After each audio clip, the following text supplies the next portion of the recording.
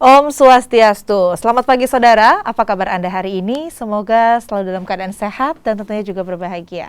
Kembali lagi bersama saya di Unitia dalam program Sapa Bali Pagi Ruang Psikologi. Dan saudara, seperti biasa di Sapa Bali Pagi Ruang Psikologi ini kita akan membahas topik-topik terkait dengan psikologi yang akan kita diskusikan bersama dengan seorang psikolog yang merupakan perwakilan dari HIMSI atau Himpunan Psikologi Wilayah Bali. Dan saudara, hari ini Unitia kedatangan dua orang narasumber. Dua-duanya adalah seorang psikolog klinis, dan topik kita hari ini adalah terkait dengan pentingnya kesehatan mental untuk masyarakat untuk menghadapi wabah corona yang belum usai. Untuk itu kita akan langsung sapa narasumber kita hari ini. Dua-duanya adalah psikolog klinis. Ada Ana Agung Sagung Weni Kumalarate, MC Psikolog, dan Niputu Santika Dewi, MC Psikolog. Swastiastu Kak Weni, Swastiastu Kak Santi. Apa kabar hari ini? Baik sih. Baik, sehat. Sehat. Tetap dengan protokol kesehatannya tentunya. Iya, pasti. Karena topik kita hari ini adalah pentingnya kesehatan mental di tengah pandemi. Kurang lebih begitu ya, karena kita tahu bahwa pandemi COVID-19 ini belum usai. Kalau kita boleh flashback sebelum-sebelumnya itu kita banyak membahas terkait dengan kecemasan di masa pandemi, kemudian bagaimana lingkungan kerja di tengah pandemi juga terpengaruh, kemudian parenting di tengah pandemi. Sekarang kita lebih ke akarnya ya Kak ya, kesehatan mental begitu. Yang penting dibahas di masa pandemi COVID-19 ini. Tapi sebelum itu Kak, kita selama pandemi kan fokusnya dengan kesehatan fisik ya Kak ya. Vitamin, kemudian olahraga. Ternyata kesehatan mental ini adalah salah satu yang harus kita perhatikan juga gitu. Kesehatan mental itu seperti apa mungkin Kak? Mungkin dari Kak Weni dulu deh. Baik, jadi seperti yang kita ketahui gitu ya, menurut WHO bahwa kesehatan itu tidak hanya terdiri dari kesehatan fisik, tapi juga kesehatan mental gitu. Menurut WHO sendiri, kesehatan mental itu di mana seorang individu merasa sejahtera, mampu mengenali potensi dirinya, mampu menghadapi tantangan atau tekanan dalam kehidupan sehari-hari, serta berguna bagi lingkungan sosialnya. Itu kesehatan mental menurut WHO. Itu secara definisi begitu ya. Kalau sudah merasa berguna begitu. Dan kesehatan mental juga berpengaruh ke kesehatan fisik ya, betul? Benar. Oke. Itu kenapa Kak? Kesehatan mental juga berpengaruh ke kesehatan fisik? Ya, sebenarnya itu adalah satu kesatuan gitu. Ketika kita sehat mental, maka juga kita sehat fisik. Begitu juga dengan ketika kita sehat fisik, maka kita juga diharapkan sehat mental gitu, supaya kita benar-benar sehat secara optimal gitu ya. Nah, contohnya saja, yang paling mudah saja stres gitu. Ketika kita mengalami stres, pasti akan ada keluhan-keluhan fisik seperti langsung mahnya kumat gitu ya, sering sakit kepala, kemudian juga mungkin deg-degan, keringetan gitu. Terus juga pikirannya kemana-mana. Itu kan salah satu efek dari psikis kita akhirnya mempengaruhi psikologis kita, mempengaruhi fisik kita seperti itu. Berarti kalau misalkan orang, kalau ada yang bilang jangan terlalu memikirkan itu, nanti mengaruh juga ke kesehatan, itu benar berarti ya Kak ya? Karena mind, body, and soul itu juga seperti segitiga gitu ya Kak ya. Kalau misalkan nih Kak Santi sekarang juga masih praktek ya untuk psikologi klinisnya gitu. Kalau kita lihat, kalau kita flashback lagi, sebenarnya isu-isu kesehatan mental apa sih Kak yang banyak dirasakan masyarakat di tengah pandemi ini Kak? Kalau di tengah pandemi ini yang paling sering pasti kecemasan kan, setelah itu stres. Ada juga beberapa orang yang mengalami depresi karena kehilangan pekerjaan, terus sekarang tuh kan susah juga nyari kerja ya, itu juga membuat orang-orang mulai stres. Gitu. Berarti stres itu pasti akan dialami oleh semua orang di masa pandemi ini. Kenapa Kak? Kenapa kalau stres itu pasti akan dialami di masa pandemi ini? Bukan hanya di masa pandemi ya, kita akan mengalami stres. Kita sebagai manusia, tidak pun ada pandemi, pasti kita akan mengalami stres seperti itu. Cuma sekarang kan balik lagi ke pandemi dan bagaimana kita mengontrol stres kita seperti itu sebenarnya. Bagaimana cara kita menghadapi stres kita, makanya ketika kita mempunyai kesehatan mental yang baik, kita dapat mengelola stres kita menjadi stres yang baik, seperti itu istilahnya. Oke, stres yang baik. Berarti ada stres yang baik, ada stres yang buruk. Karena kita kan selama ini tahu kalau stres buruk aja gitu. Berarti ada stres yang baik juga gitu kan.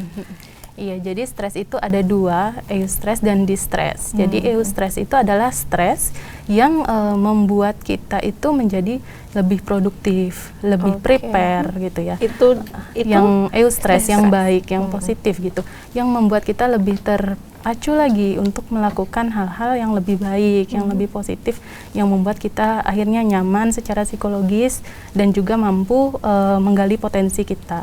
Sementara kalau yang di stres itu adalah stres yang negatif, itu yang justru membuat kita down, merasa tidak berdaya. Akhirnya produktivitas kita juga menurun dan ya bisa saja gitu kalau tidak tertangani bisa berlanjut pada stres berat sampai depresi gitu. Oh, baik. Berarti stres itu ada yang membangun, ada juga yang justru membuat kita jadi tidak produktif begitu ya Kak ya. Berarti sebenarnya stres ada positifnya juga ya. Jadi nggak apa-apa stres sedikit-sedikit gitu. Iya. Kalau misalkan di pandemi COVID-19 ini, berarti kita penting untuk punya stres itu ya Kak ya. Benar. Untuk motivasi kita supaya lebih taat sama protokol gitu misalnya ya Kak ya. Oke, kalau kita lihat masyarakat itu kan banyak Kak ya, ada yang dari masih usia produktif, mungkin seperti kita atau ada juga yang sudah lansia, ada juga yang anak-anak gitu. Mungkin ke Kak Santi deh ya, kalau sebenarnya di masa pandemi ini siapa sih Kak yang paling merasakan gejala-gejala kesehatan mental ini? Mulai dari anak-anak kah atau atau hanya orang-orang yang bekerja saja, atau mungkin orang tua dan anak-anak bisa? Itu gimana Kak? Kalau kita lihat di lapangan ya, tidak menutup kemungkinan bahwa hanya orang dewasa saja seperti itu. Anak-anak pun juga merasakan stres, sama kayak sekarang. Sekarang ini kan banyak ya belajar online, udah mulai belajar online kayak itu. Mereka pun juga merasakan stres, sama kayak orang-orang dewasa yang harus bekerja dari rumah, kan karena adanya perubahan-perubahan yang tidak pernah ada sebelumnya. Jadi perubahan itu yang harus mereka belajar adaptasi, seperti anak-anak yang mungkin beberapa anak yang tidak memiliki fasilitas seperti wifi ataupun paket data, walaupun pemerintah sekarang sudah memberikan paket data seperti itu kan, cuma tetap biasanya mereka ketemu teman seperti itu di sekolah, tapi tiba-tiba harus belajar dari rumah, itu kan kadang-kadang membosankan ya bagi mereka. Itu juga mereka tuh perlu berinteraksi dengan teman seperti itu, jadi itu juga menimbulkan nanti stres juga untuk mereka. Tidak hanya menutup kemungkinan tuh orang dewasa saja yang stres. Tapi kalau misalkan kita lihat sebelum pandemi COVID kan kita lebih banyak beraktivitas di luar ya kayak. Kemudian pada saat pandemi ini mau nggak mau kita harus di rumah gitu. Tapi kalau misalkan kita lihat secara kasar nih, harusnya senang dong kalau kita libur atau mungkin bisa berkumpul dengan keluarga. Tapi mengapa ya Kak? Kalau kita lihat dari data juga katanya kasus kesehatan gangguan mental di Indonesia juga meningkat semasa pandemi. Itu kenapa Kak? Iya, jadi yang namanya perubahan gitu kan adalah sebuah tantangan ya bagi setiap individu gitu, tergantung bagaimana kita menanggapinya. Apakah kita akan menanggapinya dengan positif seperti Nitya bilang tadi, harusnya seneng ya di rumah aja, libur gitu. Apalagi yang mungkin sebelumnya udah ngeluh kok nggak pernah libur gitu ya. Tiba-tiba dikasih libur langsung 1 tahun gitu. Iya, tapi ada juga individu-individu yang menganggap tantangan itu sebagai sebuah yang menyeramkan, menakutkan, terus juga sesuatu yang bisa mengganggu kestabilan emosinya gitu ya, kestabilan psikologisnya. Akhirnya muncul dari pikiran kita sendiri, bagaimana kita menanggapi perubahan itu, tantangan itu gitu. Dengan kita berpikiran negatif bahwa aduh ini gimana ya ke depannya gitu kan, seringkali kita itu terlena dengan masa lalu atau terlalu berfokus sama masa depan. Itu sih yang seringkali membuat kita akhirnya mengalami ketidaknyamanan secara psikologis. Dulu saya masih bisa keluar jalan-jalan sama temen, sekarang terbatas, nggak bisa gitu ya. Terus kedepannya saya rencananya mau kuliah ke luar negeri, sekarang nggak bisa gitu. Jadi terlalu berfokus sama apa yang sudah terjadi dulu dan terlalu berfokus pada masa depan yang tidak pasti gitu. Itu sih yang seringkali membuat kesehatan mental kita jadi terganggu.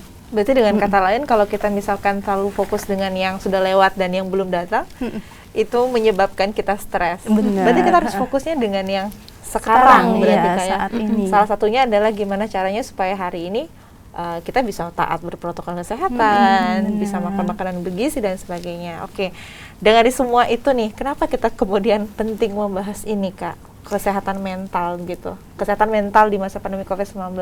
Karena kalau kita lihat, yang penting kan vitamin nih, yang penting vitamin dulu, yang penting olahraga, yang penting protokol ketat. Tapi ternyata sekarang isu kesehatan mental penting. Kenapa, Kak Santi? Menurut psikolog deh gitu. Oh baik, seperti yang dibilang tadi sama Kak Weni juga, seperti itu. Dimana sangat penting ya kita tidak abai dengan kesehatan mental kita, karena itu benar balik lagi berpengaruh dengan kesehatan fisik kita, bagaimana cara kita berinteraksi secara sosial juga nantinya. Maka dari itu kita sangat penting untuk menjaga kesehatan mental kita sendiri dan orang-orang di sekitar kita. Bagaimana cara kita membangun relasi yang positif, merasa nyaman dengan lingkungan kita. Jadinya itu juga akan mempengaruhi kesehatan fisik kita.